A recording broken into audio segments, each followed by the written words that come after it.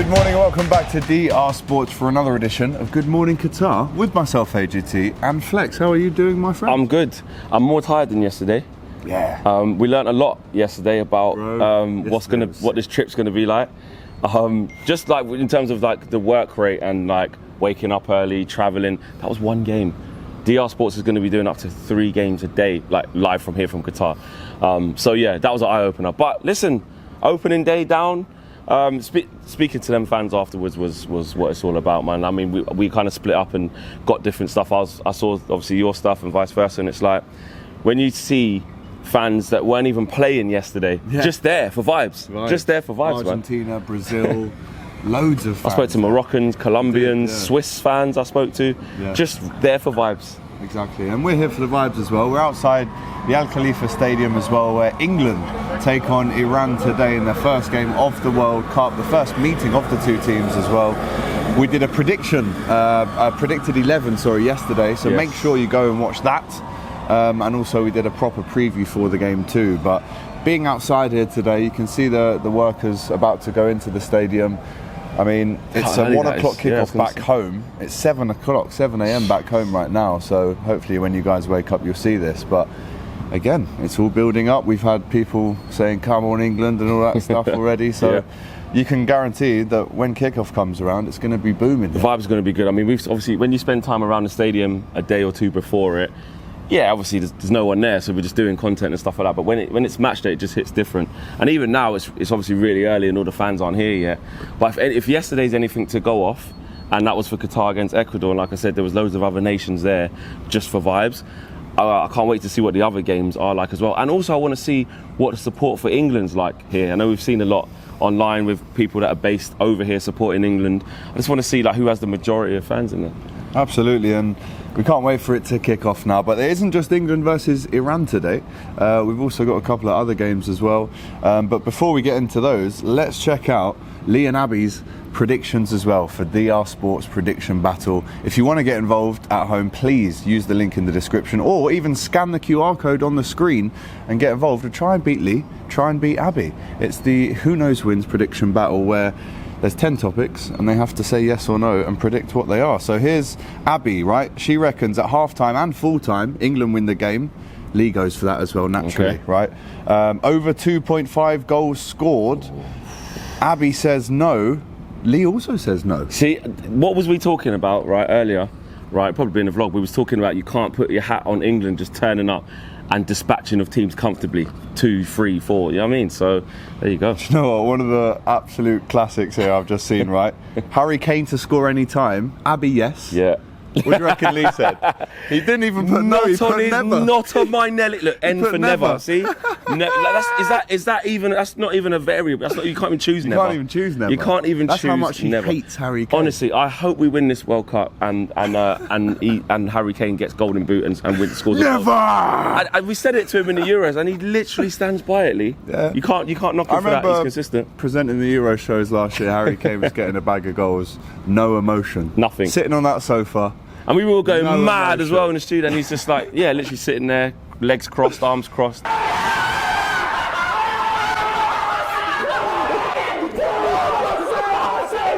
Crossed. Honestly, Lee. I rate Lee. He sticks by himself. So I'm saying he don't change, doesn't he? Brilliant. Iran to get over 2.5 cards. Abby's gone yes. Lee's gone no. We saw a lot of cards last night. They were feisty tackles, yeah. The referee was a little bit harsh for some of them, but again, he probably let a few slide as well. Yeah, so I think right from the start as well, he just wanted to like set the tone, or maybe bigger still, set the precedent going forward for the tournament as well. So it's important for the referee to do that if that's how it's going to be reffed. Absolutely. Like I said, other games on today. So Abby has said that there's an England win, a Netherlands win, and a draw for Wales, whereas Lee has gone for an England win, a Netherlands win, and a Welsh win. I think USA beat Wales. Yeah, well, that's what I think Abby reckons it's a draw. So there you go. There's our DR Sports prediction battle from Lee and Abby back home. If you want to get involved in this beautiful experience that we're having here with Who Knows Wins, don't forget there is £125,000 to be won in the group stages alone. So that's just across the next 10 days or so. averaging around, what's your maths like? About 12.5 grand. My maths is awful, so I need you on that. Well, quick maths. My maths is awful. 12.5 grand every day can be won if you want to break it down like that. Just click the link in the description, sign up, top up your account, make your picks, and guess what? You can start from playing as little as £1. And you don't have to get them all right. You just have to get the most right. That's important. 100%. Right? That's why they've called it that, I reckon. 100%. Right, let's talk about the other games as well today. We have got an amazing game that I'm really looking forward to, which is Senegal versus Netherlands. Now, the first opportunity to see Virgil van Dijk at a World Cup. Saw in his press conference yesterday, he was super excited, smile, beaming. He's captaining Holland as well, so a massive moment for him.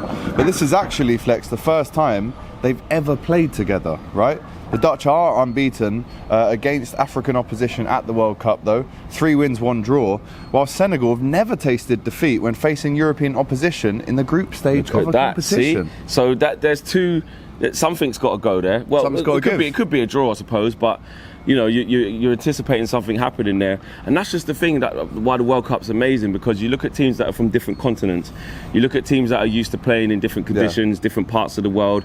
Even if it's Brazilians, but maybe they play mainly in Europe, they still have that kind of, they know how to play in the heat. They're used to these types of conditions. Where if you're English or you're based in Europe or maybe Germany or you're Holland and stuff like that, cold most of the time of the year apart from the summers.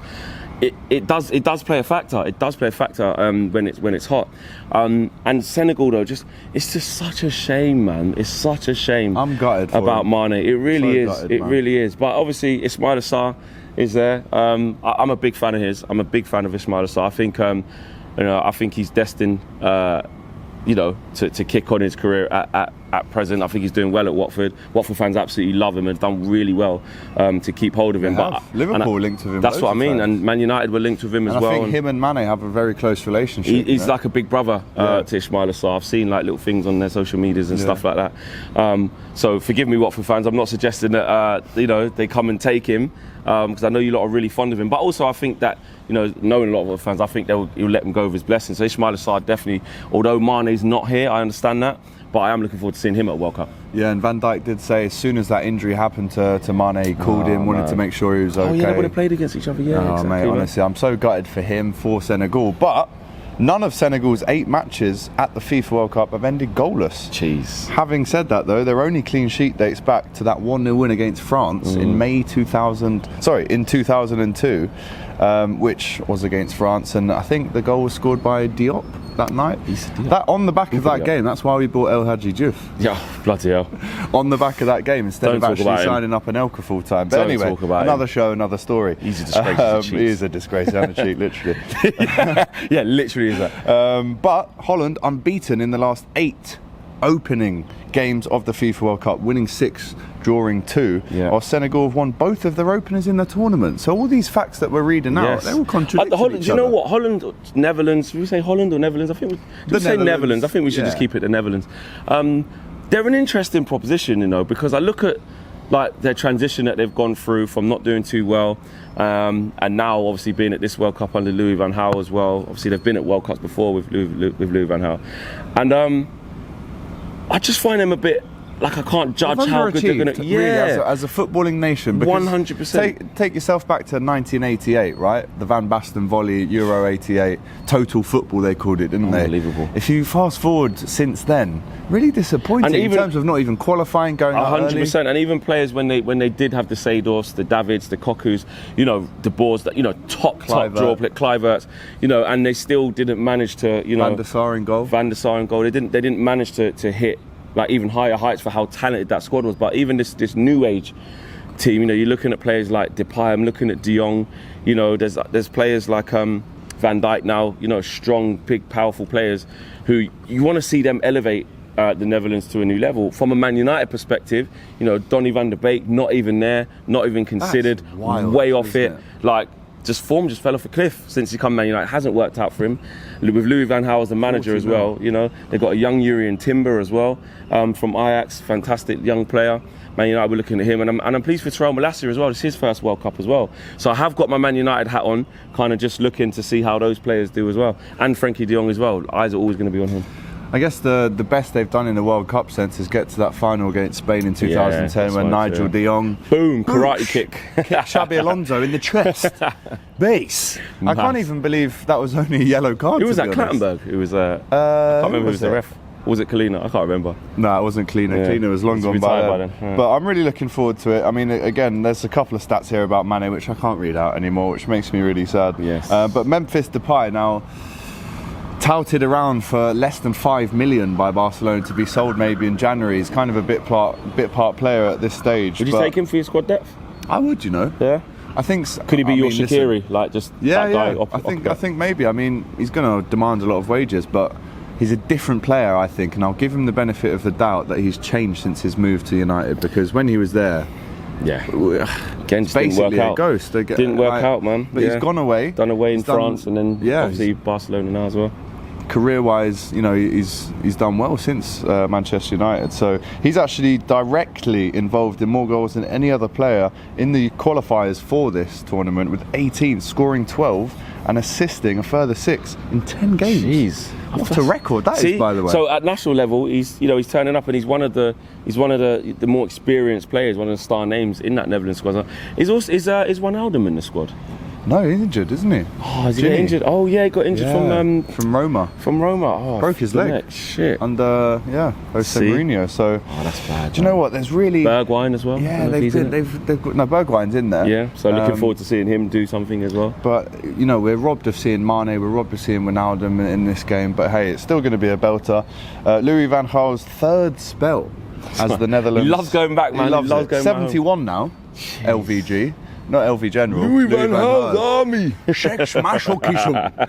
You remember when he said that? Yeah, he's such a character, Louis van Gaal. And you know what? When he came through he had cancer, obviously. He got over that at his age as well, which is fantastic. So actually, to see him at the helm of this Dutch side at this World Cup is actually, I'm not going to say a miracle, but it's really, really good to see, considering where he was a year or so ago. By the way, Flex. I mean, amazing won the Champions career League with Ajax. With that young squad, man. Managed at Barcelona. Managed at Manchester United. It's been a big. Listen, even when he comes to United, that's what I mean. He's a manager who's highly decorated. You know what I mean in the game. So that's it. Yeah, as a football neutral, just respecting flies on my legs. Respecting, people who've achieved a lot in the game. Louis van Gaal's definitely that, and he's a character, man. Proper character. Do you know what, the Dutch? I have to say, great personalities. We were in Amsterdam recently, and some of the people out there. Let's make a party. Oh, how amazing! They always want to make parties. Amazing stadium, amazing set of fans. Great set of people. Right, the other game today, USA versus I Wales. like this game. I'm going to be at this game, because that's another thing. I'm going Senegal, Netherlands. That's what I was going to say. Let's tell the people what they can expect. You're going to be covering the Senegal, Netherlands game. We're all going England. Yeah, we're all going to be at England. Then you're going to fly to Senegal, Netherlands, and then later on in the night, I've got the late shift. I'm going to do Wales, USA. I'm actually properly looking forward to this game, Tyler Adams has been named USA captain as well. 23 years old. Exactly, so that's a massive step for him. Congratulations to him. And he's a good player as well. I like Aronson as well at Leeds. I think he's really good. And again, Christian Pulisic, the flagship man. Their best player, the hunchman. LeBron James of soccer. Exactly. Phenomenon. And you know what? At national level, bro, he turns up. Yeah. He turns up internationally. Yeah. And for Wales, this is their first World Cup in a long time, man. 36 years. Flex. Unbelievable. Knowledge. That's older than me. Yeah, just about. And I don't look it. But for them, I think at tournament level, they proved in the last big tournament in the Euros. They can cause problems, man. They can, man. They can cause problems. And Gareth Bale, right, I don't care what anyone says. I don't care how little football he's played or what level of football he played. My MLS team is LAFC, because they're sponsored by Flex Power Tools. Power Tools, 100%. I think that's who I tagged in Instagram. Is that who you tagged? Yeah. The other day. I saw that online, and I was like, I was put on Twitter, I was like, is this a real shirt? It says massive Flex in the middle. Like my American follower, like, Flex, this is a real shirt. Got hold of LAFC, they sent me a shirt. So anyway, that's my team. They won the MLS Cup, right? They did. Bale scored. Bale came clutch to take the game to penalties, and the stadium went mad. And I know it's the MLS and people can kind of talk down on it, but it's a really up and coming league. The quality's getting a lot better. But it just gave me that thing of like, he's ready for remember, this. Don't sleep on Gareth Bale at major tournaments and big games. If it's finals, if it's clutch moments, if it's to drag Wales through qualifying, or if it's to score for Wales at tournaments or assist for Wales, or whether it's been Nations League, whatever it is, Gareth Bale's Wales at Wales is different. Do you know what I'm saying? It might be, seen some people saying it might be one too far for Ramsey. Is he really in that element? 31 now. Yeah, but he doesn't really. I don't know if he has that. He doesn't have what Bale has. Yeah. Do you know what I mean? But again, experienced players. Dan James. Joe Allen's still there. Joe Allen's still there. Couple of Welsh lads. Wilson Spurs as lads. well. Yeah, Harry Wilson. A massive exactly. fan Great of left him. foot he's got. Roden, Ben Davies as well. The so Spurs they got players, man. They got players, and I'm actually really looking forward to Wales USA. Absolutely right. In 33 games at the World Cup, the USA have never registered a goalless draw. Wow. So we're expecting goals. That's more than any other team. Yeah, commentator's curse, isn't it? 9 of Wales' 13 goals in the last 2 major tournaments, that's Euro 2016 and Euro 2020, have seen at least one Gareth Bale or Aaron Ramsey involved as a goal scorer or provider. They turn up, bro. They turn up. When they're wearing that red shirt, the dragons on it, they do turn up, right? And Kiefer Moore has also been talking recently, the striker for Bournemouth. He's doing well as well. He's saying, I can't wait to knock England out. Oh, Keith. So you see what I mean? Flex. But you see, and obviously I know this is not the preview for that, but just really, really quickly, just back to England.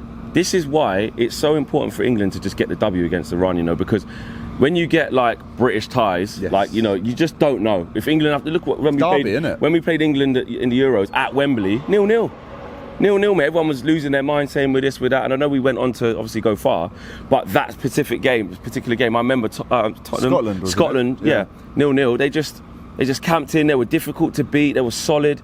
Because, like you said, it's a bit of a derby, and you can't take games against Wales lightly. And USA, I don't think England have ever beat them at a major tournament as well. I was reading. So, listen, England have to do the job here and get the 3 points on the board off to a good start. Yeah, from what I can remember, we played USA in 2010. Rob 1-1. Green slipped it in the net from that long-range Clint Dempsey shot. Oh, awful! And we was winning that 1-0 as well. Yeah. And Rob Stevie G goal, that wasn't it? Yeah. Very early on. Stevie G. Oh, yeah. Assisted by Emil Heskey. Here we go. Oh, the Liverpool connect. Yeah, proper. Yeah, big up to Emil, man. Big up Emil Heskey. He's been on the COP TV. I love him. Yeah, he's a good guy. Right.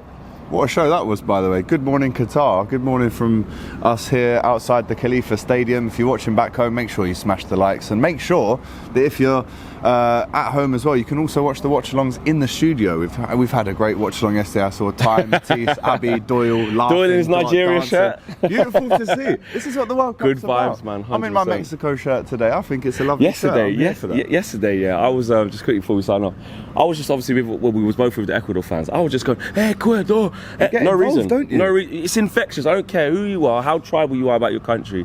The beauty of the World Cup and seeing people from all corners of the globe and just for the love of football, I don't care, man. That's positive. That's positive. It's a proper festival of football, isn't it? 100%. The World Cup, and we can't wait to see it progress. But if you've liked this video, as I said, make sure you like it. Help us out here in the boiling heat. We're doing it for you. Make sure you comment as well. And we'll be right back with you after the England game with some fan cams and every game as it happens today. From myself and Flex outside the Al Khalifa Stadium, take care.